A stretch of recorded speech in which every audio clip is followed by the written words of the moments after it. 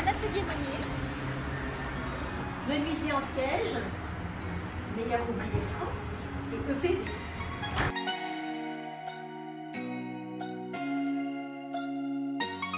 Bonjour Louis. Bonjour Anne. Alors, où est-ce qu'on est ici? Vous êtes dans mon atelier. Ici on est au cœur de Paris, cours de Vincennes, à côté de la place de la Nation. Oui, alors effectivement, on voit plein de sièges suspendus partout. Ouais. Alors, qu'est-ce que c'est exactement le menuisier en siège Par rapport rapport à un ébéniste? Ouais, alors nous en fait, donc, comme le nom l'indique, on va vraiment intervenir tout fait sur les boîtes des sièges. Contrairement à un ébéniste, qui va plus être dans le travail de une couche de bois, du plaquage, etc. Nous on a vraiment cette notion de courbe dans un siège. Le siège, c'est l'élément du mobilier qui va envelopper le corps. Donc, alors lui, il n'est pas fait de ligne droite, il est de courbe. Logiquement, le siège est tout en courbe. Et on a cette notion de venir tailler le bois massif pour venir créer nos courbes. On va être en limite entre la sculpture et de l'ergonomie. Et du coup, il faut quoi comme formation pour être menuisier en siège? Alors, moi j'étais formé à l'école Boulle. J'ai fait 3 ans dans ce qu'on appelle la filière FMA, donc filière des métiers d'art. Après le CAP, j'ai fait 2 ans supplémentaires, donc c'est le DMA, où là on va plus approfondir la technique, on va être sensibilisé à la création, au design, etc. Et après, vous n'êtes pas arrêté là, parce que je sais que vous avez passé un concours Ouais. très prestigieux. Ça c'est ma pièce de concours de meilleur ouvrier de France que j'ai eu en 2019. Combien d'heures de travail? Il y a 900 heures de travail. Conception comprise? Ouais, conception comprise, Okay. tout l'ensemble du projet. On avait un petit sujet, c'était fallait fabriquer ce siège pour un client qui avait un salon exotique. Oui. Donc c'était sur le thème de la mangrove. D'accord. Donc ce siège, il s'inspire des lignes sinueuses, des palétuviers, etc. Ouais. Sinon, tout ce qui est des courbes comme ça, ce qu'on appelle les courbes déliardées, c'est vraiment un truc particulier dans notre métier. Ça va être des courbes qui sont galbées, dont le plan, en fait, il évolue, quoi. D'accord. Et ça, on le fait principalement à la main, quoi. Ok. Dans la menuiserie en siège, vous utilisez plutôt quel type de bois? Voilà, ça c'est du hêtre, ça c'est du noyer français. Là, il y a du hêtre aussi. Et là, on fait un montage à blanc, c'est-à-dire sans la colle, juste pour voir si tout va bien, s'il n'y a pas de galère, quoi. Bon, Louis, je vois plein d'outils que je ne connais pas. Est-ce que vous pouvez nous expliquer un petit peu les outils qui sont particuliers à votre métier? Un outil très spécifique à la menuiserie en siège, c'est un vapsang. Donc c'est un outil, c'est comme un rabot mais avec des manches, qui nous permet de façonner nos courbes. Et comment est-ce que vous avez connu la société La Verdure? La Verdure, c'est un peu une institution, quoi. Dans le travail du bois, tout le monde connaît la Verdure. Comment j'ai connu, c'est plus à l'école, quoi, les profs, tiens, si tu cherches une teinte, va chez La Verdure, demande un nuancier, etc.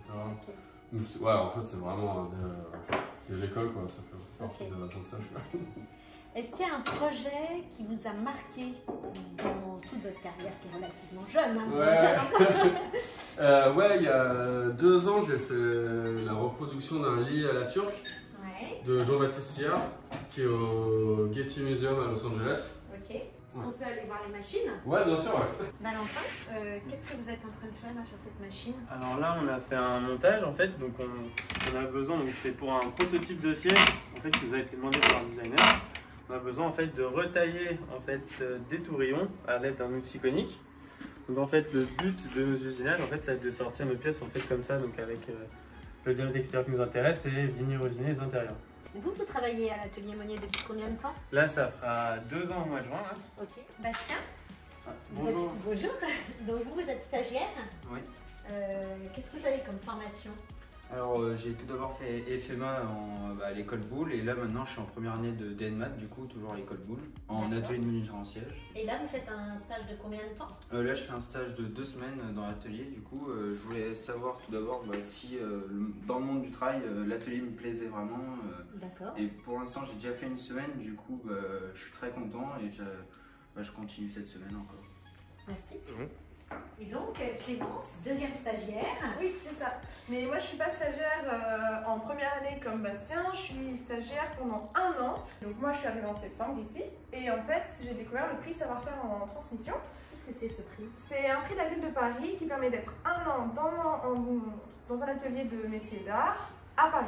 Et pourquoi la menuiserie en siège? Pourquoi pas l'ébénisterie, la dorure, la tapisserie? Moi, c'est le bois qui me plaisait beaucoup et surtout le travail venir creuser dans la matière directement. Je sais pas, il y a un truc en plus.